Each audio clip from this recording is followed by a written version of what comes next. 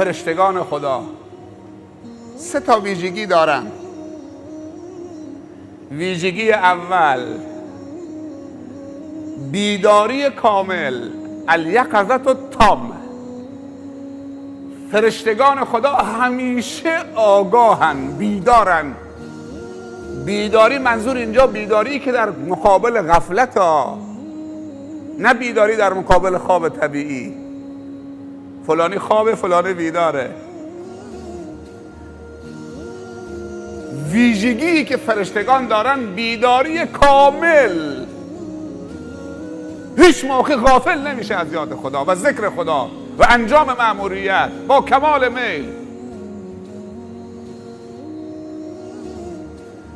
کسی که میخواد تغییر بکنه و تغییر بیافرینه باید بیدار باشه، غافل نباشه. آیا ما تو این نکته با فرشتگان هماهنگیم؟ وقتی میگیم ایمان آوردیم به فرشتگان خدا، کدوم ایمان؟ به کدوم ویژگی؟ ویژگی دوم ملائکه الطهارة الکامله، طهارت کامل. هیچ موقع ملائکه آلودی نیست و تن به آلودی در نمیدیگه، همیشه طاهره. طهارت کامله.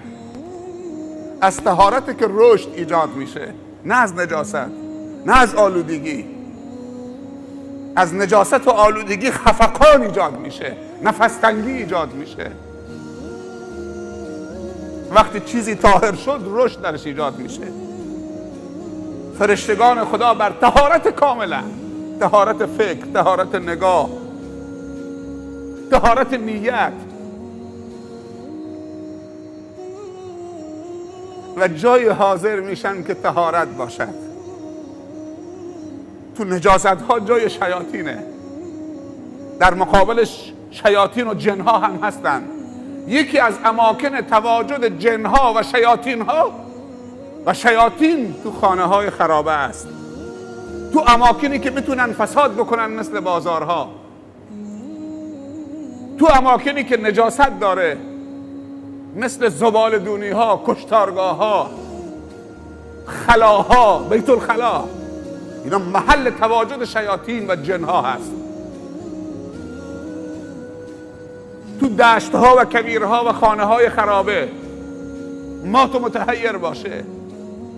دست خیلی حرکت کرد، حرف خیلی زده شد، باید بخوابید تو هوا تا تو ویژگی ملائکه داشته باشید و بتونید تغییر بیافرینید. 3 تا ویژگی: بیداری کامل، طهارت کامل، تعاون و همکاری 100%. اگر مردم رمچا فقط با هم هماهنگ باشن، کل جزیره رو آباد میکنن همین مردم رمچا. نمیخوام بگم کل مردم جزیره ها. کافی است که یک روز زبالدونی ها،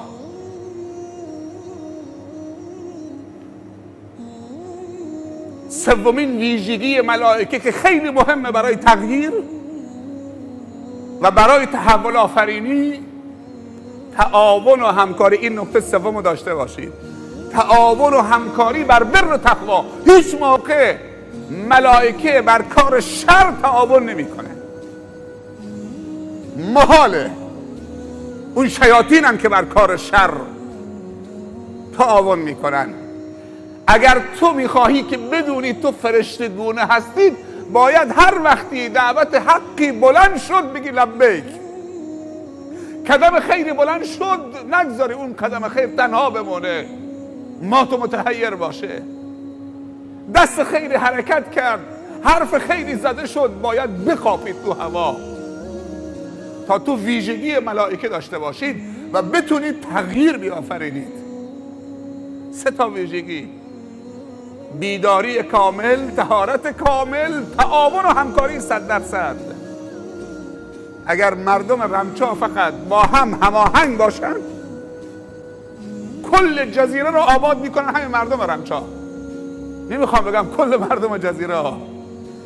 کافی است که یک روستا در جزیره یا یک قشر علما با هم هماهنگ 100% باشن، باور بکنی اصلا جنوب رو متحول میکنن. علمای جزیره تجار جزیره با هم باشن جنوب رو متحول میکنن، دانشجوهای جزیره با هم باشن متحول میکنن. هر قشری. من امروز قبل از عشا رسیدم اینجا، دیدم که داخل مسجد و اطراف مسجد حتی مادرهای پیر سن 50 ساله جارو دستشون بود، پله های مسجد جارو میکردن، آفتابم دستشون بود میشستن.